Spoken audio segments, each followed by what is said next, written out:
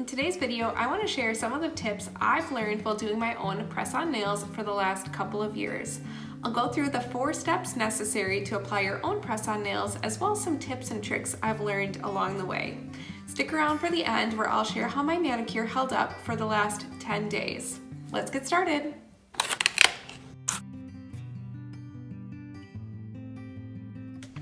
The brand I'm going to be using today is the OPI brand of press-on nails. This is the style I Want It, I Got It, and I really do love this brand. They have the perfect curvature of the nail to line up with my natural nail, so that when I glue the nails on, there isn't so much resistance trying to hold it on so that it really sticks super well. They just naturally stay so much easier than other brands that I've tried. Packaging is really cute. I love the Nail Your Look card that they include with the package. It just makes it so much easier to line everything up before I actually get started so that the process goes really quickly.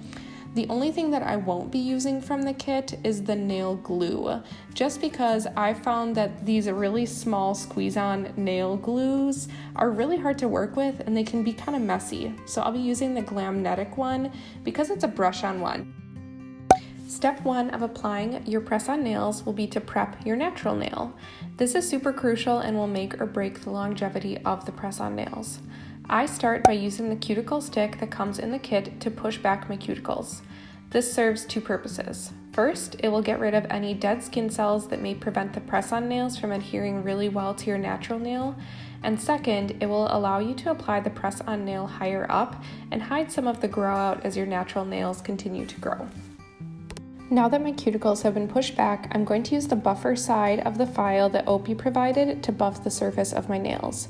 This will remove any extra oil or lotion and will also help smooth out any ridges your nails may have, as well as gently rough up any very smooth spots on your nails so that the glue actually has something to stick to. Lastly, I'll use the provided prep pad to wipe down my nails. The prep pad is essentially just rubbing alcohol. It will temporarily dehydrate your nails and extend the life of your manicure.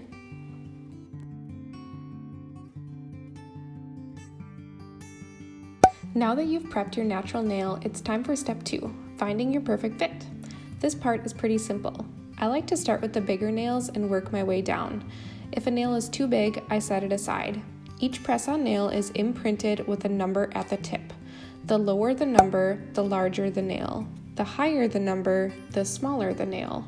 If you're on the fence between 2 different nail sizes, I find that it works best to pick the smaller of the 2.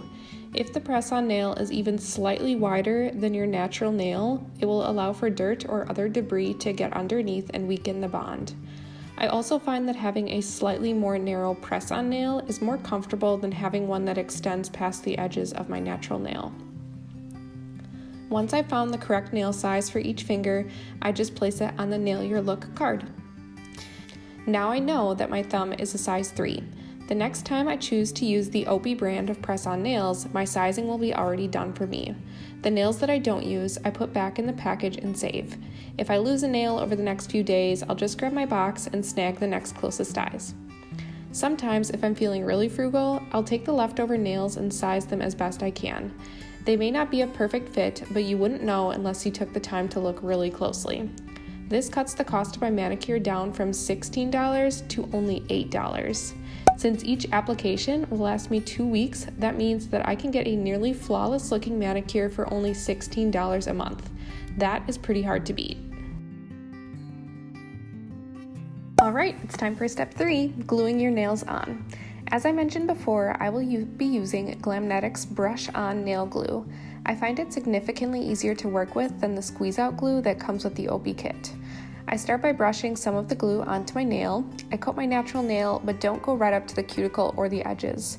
After I've coated my natural nail, I brush some onto the back of the press-on nail. Note that if you use too much glue, it will make the process quite messy and you'll likely end up gluing your fingers together. I know this because I've done it. Now you just align your nail at your cuticle and apply it in a downward angle. Hold it for 30 seconds and voila, you're done.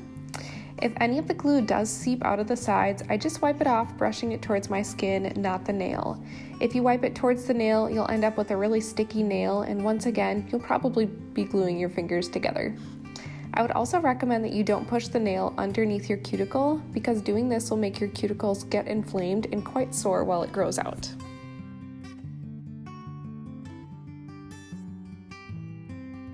Step 4 is completely optional. Because these nails are a bit longer and pointier than I generally prefer, I will be filing them down using the Shape Up side of the file that Opie included in the kit. You can also use a nail clippers. If you do choose to use a nail clippers, I recommend that you clip it halfway across and then go the rest of the way. Clipping it all off at once may be a little bit more pressure than your press-on nails can handle right now.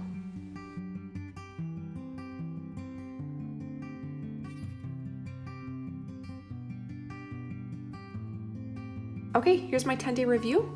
As you can see, my left hand is nearly flawless, and the right hand, the tips have started to wear off a little bit because I am right hand dominant.